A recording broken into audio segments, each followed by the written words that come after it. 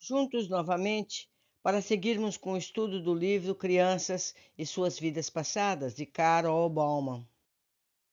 Noite Ninja. Chase teve um problema que não conseguia resolver. Na véspera do Ano Novo, ele foi participar de uma festa na academia de karatê, em que todos os alunos ficariam para dormir juntos.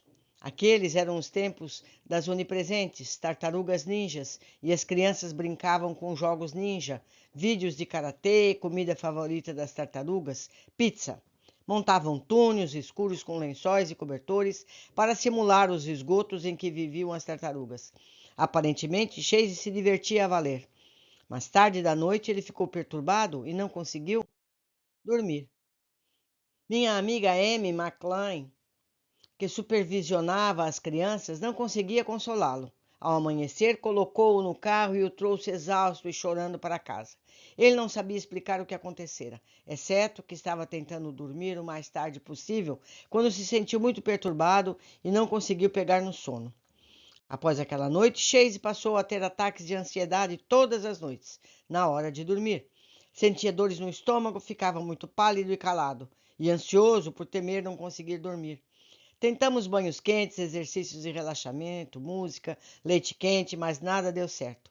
Conversei com os adultos que haviam estado na festa e me asseguraram de que nada de estranho havia acontecido. Então, qual era o problema de Chase? Aquilo aconteceu durante todas as noites de 6 longas semanas, começando a me preocupar. Estávamos a ponto de chamar um médico quando Chase sugeriu que tentássemos fazer uma regressão. Esperei até a hora de dormir, quando sua ansiedade começava. Em vez de fazer um exercício de relaxamento, decidi usar seu mal-estar estomacal como ponte para o passado, como Roger Wooler me ensinara. Pedi a Chase para ficar deitado na cama e descrever o que sentia no estômago. Disse que sentia uma espécie de vazio, uma sensação de mal-estar que começa no estômago, subia até a garganta e depois descia para o estômago. Perguntei se associava uma cor a essa sensação. Ao tentar aumentar a concentração, ele disse que era amarelo-alaranjada. Disse que não era uma sensação de doença, embora estivesse vomitando diversas vezes, mas uma sensação de vazio. Sugeri que mantivéssemos a sensação de vazio. Deu certo. Chase viu uma imagem de um adulto com as mãos amarradas numa masmorra, no que descreveu como o tempo dos castelos. Estava muito escuro e ele se encontrava só. Seus braços, muito esticados para cima, doíam. Continuou sentindo aquela sensação no corpo enquanto contava a sua história. Sugeri que voltasse a um tempo anterior à prisão, na masmorra. Viu-se numa praça, numa aldeia, cheia de gente, um mercado. Planejava um roubo. Viu sua mão tentando pegar alguma coisa, quando foi subitamente preso. Logo depois, estava naquela masmorra escura. Pedi que dirigisse sua atenção para as suas emoções. Eu me sinto culpado pelo que fiz, estou desolado. É um desperdício uma vida terminar dessa forma. Sinto a tristeza e a culpa no meu estômago e não consigo dormir nessa posição. Morro aqui. Começo a subir pelo ar acima do castelo e da cidade. Vejo a aldeia lá embaixo. Sei que devo continuar subindo e me sinto melhor. Há alguma coisa que precise ser dita ou feita às pessoas que deixou? Perguntei, procurando assuntos não resolvidos de alguma existência, como Vogel teria feito num paciente no estado pós-morte. Eles sabem que fui preso, isso basta. Ele estava satisfeito com a resposta. Que ligação existe à noite ninja e essa experiência? Perguntei, para ver se ele podia traçar um paralelo para descobrir a razão dos seus sintomas. Disse que se divertia na festa, querendo ver quando o tempo era capaz de ficar acordado, quando de repente ficou ansioso e amedrontado por não conseguir dormir. Foi então que a sensação desagradável no seu estômago começou.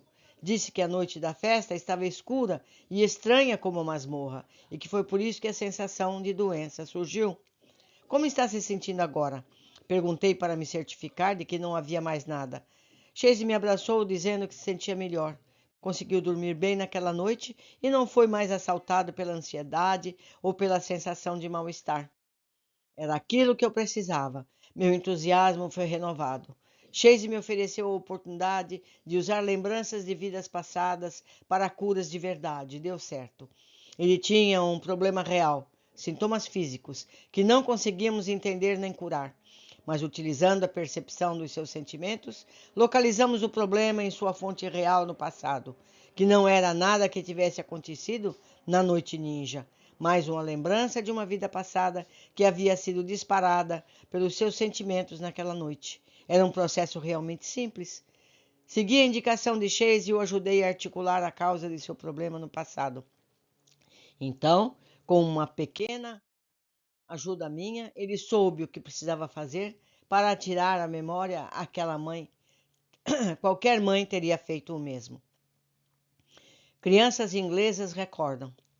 Na época da regressão de Chase, causada pela noite ninja, fui à livraria do shopping para ver o que havia de novo sobre vidas passadas. Encontrei exprimido entre títulos desconhecidos sobre reencarnação uma brochura que nunca vira. As crianças que o tempo esqueceu. Chocantes relatos reais de crianças que recordam suas vidas anteriores. O livro não revela nada sobre seus autores, Peter e Mary Harrison, exceto que são ingleses. Os casos estão bem descritos. São 26 casos de lembranças espontâneas de vidas passadas de crianças inglesas. Um estilo bem livre, relatam histórias de crianças de 2 e 3 anos de idade que inesperadamente contam seus assombrados pais, suas vidas e mortes passadas. Eu estava maravilhada. Eram casos espontâneos de uma cultura de língua inglesa, judaico-cristã como a minha. O livro tornou o fenômeno menos exótico, mais familiar e aceitável. Aqueles casos ocidentais eram tão incríveis e ricos em detalhes quanto os do Dr. Stevenson, que são orientais em sua maioria.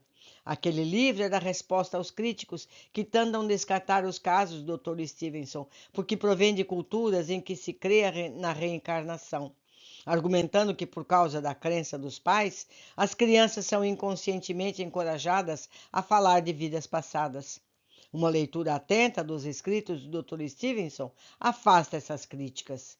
Nos livros dos Harrison havia famílias cristãs que não acreditavam em reencarnação, testemunhando que seus filhos tiveram lembranças de vidas passadas.